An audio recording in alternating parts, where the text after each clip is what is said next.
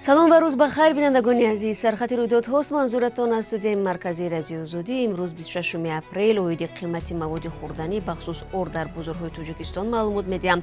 Украина мегӯяд Русия ҳеҷ гуна гузаргоҳро барои мардуми бандмонда фароҳам наовардааст. Номаи вазорати маориф ба донишгоҳҳои суғд дар робита ба хатмкунандагону ҷалби довталабонаи онҳо ба хизмат, кӯмаки ғизоии созмони туркӣ ба садҳо хонаводаи ниёзманди тоҷик дар моҳи рамазон. дар суғд дониҷон имкон доранд ки дар як моҳи боқимондаи мавсими баҳории даъват имтиҳони хатмро супорида ба хизмат бираванд. Вазорати маориф ва илми Тоҷикистон бо ирсоли нома ба унвони раҳбарияти макотиби олии вилояти суғд иҷозат додааст хатмкунандагоне ки хоҳиши хизмат дар артишро доранд пеш аз муҳлат имтиҳонҳояшонро супуранд. ба қавли ин ниҳод тасмими мазкур дар ҳамоҳангӣ бо дастгоҳи иҷроияи раиси ҷумҳур гирифта шудааст.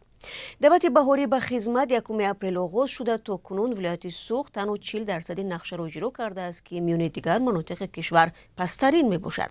ба навиштаи Азия Плюс чунин равандро додситони вилояти суғд дар ҷаласаи шӯрои ҳамоҳангсозии фаъолияти мақомоти ҳифзи ҳуқуқ дар бахши даъвати ҷавонон ба артиш боиси нигаронии Эмомалии Раҳмон, сарфармондаи олии қувваҳои мусаллаҳи Тоҷикистон хондааст. Украина ҷой доштани мувофиқат дар мавриди танзими гузаргоҳҳои башарӣ барои берун шудани афроди мулкӣ аз корхонаи муосирашудаи тавлиди пуло дар шаҳри Мариупулро рад кард. Вазорати мудофиаи Украина мегӯяд 25 апрел нирӯҳои Русия ҳамлаҳо болои корхонаи Азовстальро идома дода бар илова хеле дуртар аз ҷабҳаи набард хаттои рӯи оҳан ва амборҳои маводи сӯхти Украинаро ҳадаф қарор дода буд. ба гуфти муовини сарвазири украинӣ Ирина Веришук, эълони гузаргоҳ барои афроди ки бандмонда дар Азовстал якҷониба буду аслан вуҷуд надошт. Муҷтамаи Азовстал охирин пойгоҳи нирӯҳои украинӣ дар шаҳри бандарии Мариупол аст ки дар соҳили баҳри Азов ҷойгир мебошад. мансабдорони украинӣ мегӯянд ки дар таххонаҳои Азовстал то 1000 фарди мулкӣ паноҳ бурдааст. дар гузашта ҳам кӯшишҳои берун баровардани афроди осоишта аз Азовстал ноком шуда буданд. дирӯз баъди бозгашт аз сафари Украина вазири мудофиаи Амрико Ллойд Остин изҳори умед кард ки талафоти Русия дар Украина боиси он хоҳад шуд ки Кремл аз такрори чунин хатоҳо дар оянда ҷилавгирӣ намояд. бархе сокинони ҷамоати Чоркӯ шикоят доранд ки бо гузашти 3 моҳ аз муноқишаи марзӣ то ҳол манзилҳои хароб гардидаи онҳо барқарор нашуданд. бошандагони ин хонаҳо ҳоло маҷбуранд дар манзилҳои хешовандонашон зиндагӣ кунанд. мақомот ба мардум ягон ваъдаи аниқ намедиҳанд. дар ин бора баъди 3 соат дар барномаи ахбори Озодӣ гузориши муфассал пешниҳод мешавад. гузориши дигари ҷолиб ҳам дорем дар бораи як марде ки аз дупои равон маҳрум аст ва тамоми таҷҳизоти ёрирасон ба ҳамтақдиронашро ройгон таъмир мекунад ва агар бо қадри имкон масолеҳ пайдо намояд ба ниёзмандон аробачаҳои маъюбӣ дастсохт омода ва тақдим менамояд. ин матлабро дар барномаи ахбори Озодӣ мунтазир бошед. бо таваҷҷӯҳ ба он ки то поёни моҳи шарифи Рамазон камтар аз як ҳафтаи дигар боқӣ мондааст, гурӯҳе аз шумо бинандагони азиз оиди нархи орд ва дигар масолеи ниёзи аввал дар бозорҳои кишвар пурсон шудед. баъзеҳо дирӯз ҳатто то ба 360 сомонӣ баланд рафтани нархи орд низ навиштед. сайри ҳамкорони мо ба чанде аз бозорҳои Душанбе ва ҳамбохтар баъзе тағйирот дар қиматҳоро нишон дод. аз ҷумла дар бозорҳои пойтахт ҳоло як халта орди нави якум истеҳсоли Қазоқистон 330 сомонӣ, равғани 5 литраи истеҳсоли Русия 130 сомонӣ, шакар 12 ва килои картошкаву пиёз 3 сомонӣ будааст. дар Бохтар бошад нарх назар ба Душанбе то як андоза фарқ мекунад.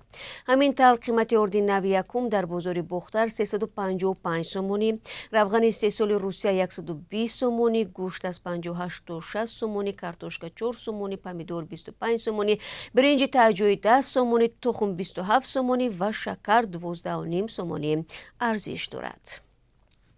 маъмулан дар остонаи иду ҷашнҳо аз ҷумла иди Рамазон бо вуҷуди таъкидҳои ба такрори мақомот фурӯшандагон дар бозорҳои Тоҷикистон нархи маҳсулоти ғизоиро боло мебаранд. дар ҳамин ҳол оҷонсии Туркия дар умури ҳамкорӣ ва ҳамоҳангсозӣ ё худ ТИКА бо мусоидати агентии давлатии ҳифзи иҷтимоии аҳолии вазорати тандурустии Тоҷикистон ба тақсими 45 тонна кӯмаки ғизоӣ ба 1500 хонавода пардохтааст. Ин ёрии башардӯстона ба муносибати моҳи Рамазон дар се минтақаи Тоҷикистон, ноҳияҳои Айниву Ёвон ва шаҳри Душанбе асосан ба маъюбону собиқадорон ва ҳамчунин ба хонаводаҳои ниёзманд расонида мешавад. Созмони Туркии кӯмакрасон дар 170 кишварҳое ки фаъолият мекунад даҳҳо ҳазор лоиҳаро пуштибонӣ намудааст. Телевизиони Япония ва ё Ҷопон 25 апрел гузориш дод, ки зани маҳаллӣ Кане Танака дар синни 119 солагӣ даргузаштааст. ӯ дар соли 1903 ба дунё омада, соли 2019 аз тарафи китоби Гиннес пиртарин инсони рӯи олам эътироф шуда буд. Телевизиони NHK мегӯяд, Танака 19 апрел дар як шифохонаи шаҳри Фукуока вафот кард. Ҳамин шабакаи телевизионӣ ёдовар шудааст, ки дар зиндагӣ Танака шоколад ва нӯшокиҳои газдорро дӯст медошт. Дар Япония камаш 86,5 ҳазор зани беш аз 100 сола ба сар мебарад. Баъди вафоти Танака, роҳибаи фаронсавӣ 118 сола бо номи Люсия Рандон солхӯрдатарин зани рӯи олам номида шуд. бинандагони гиромӣ, акнун фурсатест барои эълони қурби асъори хориҷӣ дар Тоҷикистон. тибқи нишондоди вебсайти Бонки Миллӣ, имрӯз 26 апрел қурби рубл бетағйир буда, 1000 рубли русӣ мисли дирӯз 160 сомониву 20 дирҳам мебошад. $1 12 сомониву 50 дирҳам ва €1 13 сомониву 44 дирҳамро муқаррар кардааст. дӯстони меҳрубон, ҳамкоронам соати 16 бо вақти Душанбе ва 14 бо вақти Москав ахбори озодиро тақдиматон мекунанд.